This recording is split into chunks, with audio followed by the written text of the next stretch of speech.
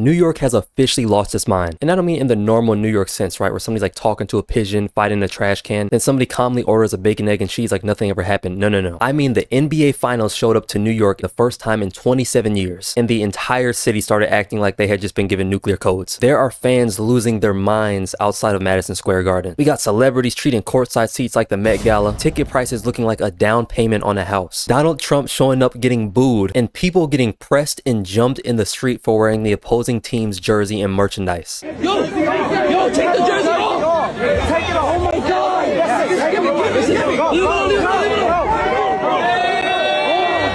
This is no longer just basketball. This is New York having a citywide emotional episode. So the Knicks being back in the finals isn't just a sports story. This is basically a historic event for New York. I want you guys to realize something. The last time the Knicks were in the NBA finals was 1999. That is 27 years. That's that's 30 years ago. To put that in perspective, the last time the Knicks were in the finals, people were using dial-up internet. Blockbuster was still powerful. And half of the people screaming outside of Madison Square Garden were not here yet. And the last time the Knicks actually won a championship was 1973. So Knicks fans aren't just excited, they are emotionally backlogged. This is 50 plus years of suffering, disappointment, bad seasons, false hope, maybe next year, energy all exploding at the same time. This is not a fan base watching a basketball series. This is a fan base trying to cash in emotional trauma. Okay, so let's be honest, New York is already one of the loudest places on earth, right? So when the Knicks made the finals, the city doesn't just celebrate, it activates. The streets around MSG, Madison Square Garden, start to look like somebody just dropped a playoff bomb in the middle of Manhattan. You got people screaming in jerseys, people hanging out of cars, people setting stuff on fire, and it's all being filmed. People who haven't watched basketball since Carmelo Anthony was on the team, suddenly talking about defensive rotations. I don't know if y'all agree with that on me. I think anyone else here thinks that. Where have you been? But you know what? That's what makes New York different. In some cities, sports are just entertainment.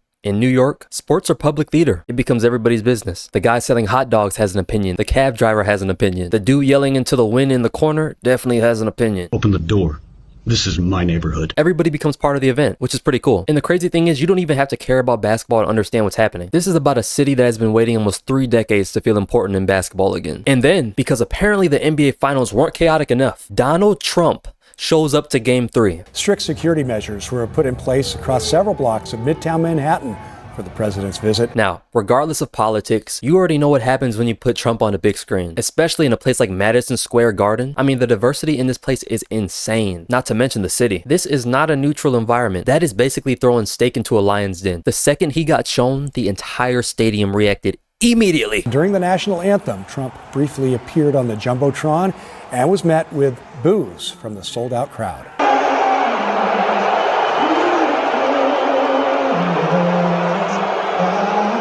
And suddenly this basketball game becomes basketball, politics, security, celebrity culture, and the New York fans all fighting for the same camera angle. Only New York could take an NBA Finals game and turn it into a live national event as big as what it is. Because now it's not just, can the Knicks win Game 3? Now it's, why is Trump here? Who invited him? How loud are the boos? Who's sitting next to him? Wait, how much security is outside? Can I still get in an MSG arena without being searched like I'm entering a presidential bunker? This is what I mean when I say the NBA Finals activated New York. Everything around this series became bigger than basketball. A normal city sees the president at a basketball game and goes, oh, okay, that's interesting, that's nice, okay. New York sees him? Immediately turns into a battle arena. And then we get to Celebrity Row, because Madison Square Garden at the NBA Finals wasn't a basketball arena anymore. It was a red carpet with a scoreboard. Everybody and anybody you know was there. I mean, people ranging from Spike Lee, Ben Stiller, Timothy Chalamet, Jay-Z, Tina Fey, Tracy Morgan, Larry David, Donald Trump. It became a millionaire, billionaire networking event, whatever you want to call it. New York does not have normal courtside seats. New York has a celebrity aquarium. One person I think it's always funny seeing there is Timothy Chalamet, because he is like a diehard Knicks fan.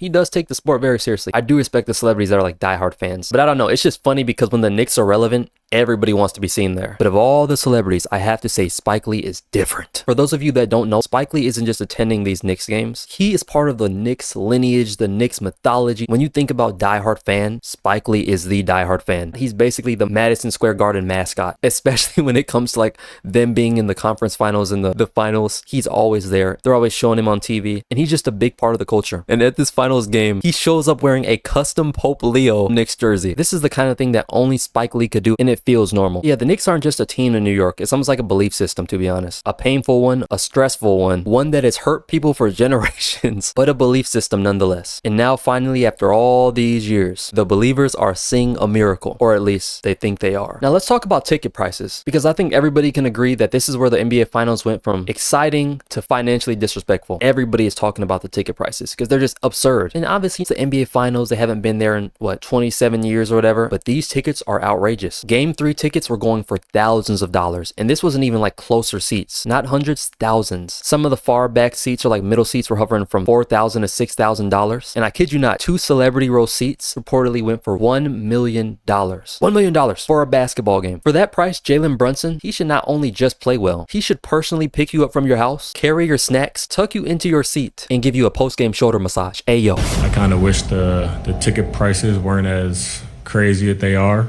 I feel like a lot of people who are been waiting for this moment for a very long time, unfortunately aren't able to get into the building. Because what are we doing? Imagine spending rent money, car money, emergency fund money. Maybe I should have gone to college again money. Great game, by the way, but still. And the worst part is, people were paying it. People paid it. Yeah, no, because, it's New York. Honestly, if you're not taking money out of your savings to go watch that game, you're a bum. If you're not taking money out of your kids' accounts to go watch that game at MSG, you're a loser and you're not a real fan. It's the finals. Grow up. Because New York Knicks fans have been waiting 27 years for this moment. But this is what scarcity does to people. You tell New York that they might actually win a championship, and suddenly financial responsibility leaves the body. People start saying things like, you know what, I don't need savings. I can eat noodles for another, 6 months. That's not that bad. My kids don't even need summer camp. They have summer camp in the backyard. I need to witness history. That is not a fandom. That is a controlled financial collapse. And then we get to one of the wildest parts of this whole story, which is there have been viral clips of Spurs fans outside of MSG Arena getting harassed,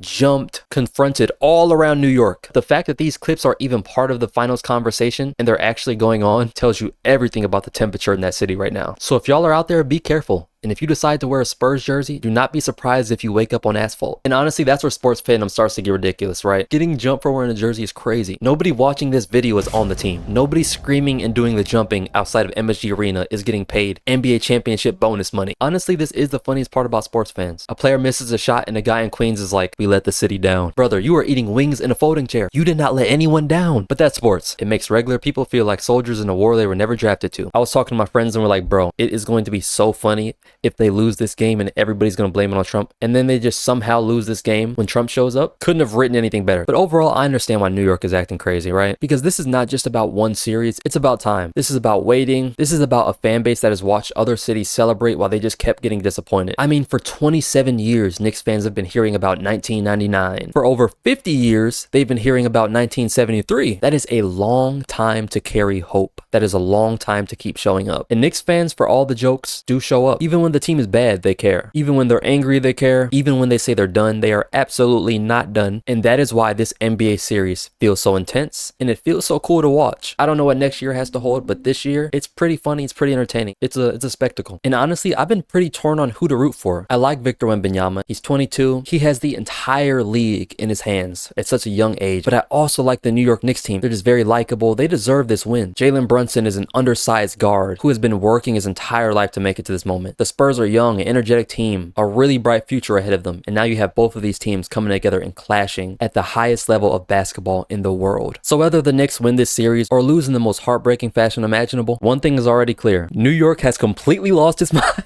Fighting in the street, booing presidents, bankrupting fans, harassing the away team's fans, turning courtside seats into a celebrity zoo. The Knicks are back in the finals, baby. And that is why this might be the most chaotic finals we have ever seen in NBA history.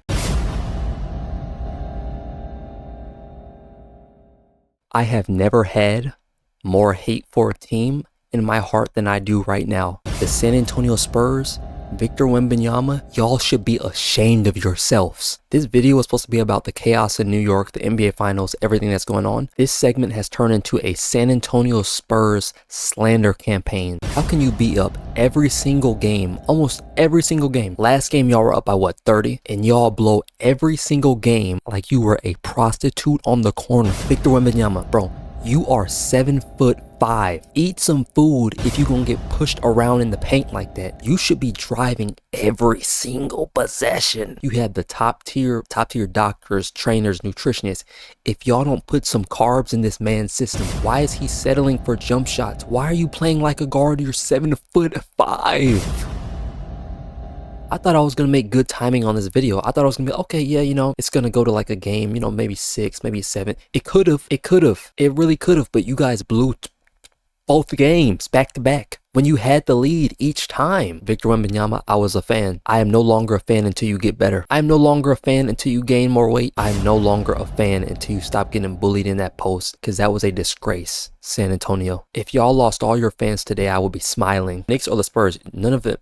Both you guys, they're not even my favorite team, right? I just liked San Antonio Spurs. I genuinely enjoyed them. I genuinely enjoyed watching them. I genuinely enjoyed watching Victor Wembanyama. He has amazing potential. He still does, and I still believe he's going to be a great in the league. I still believe he's going to be great.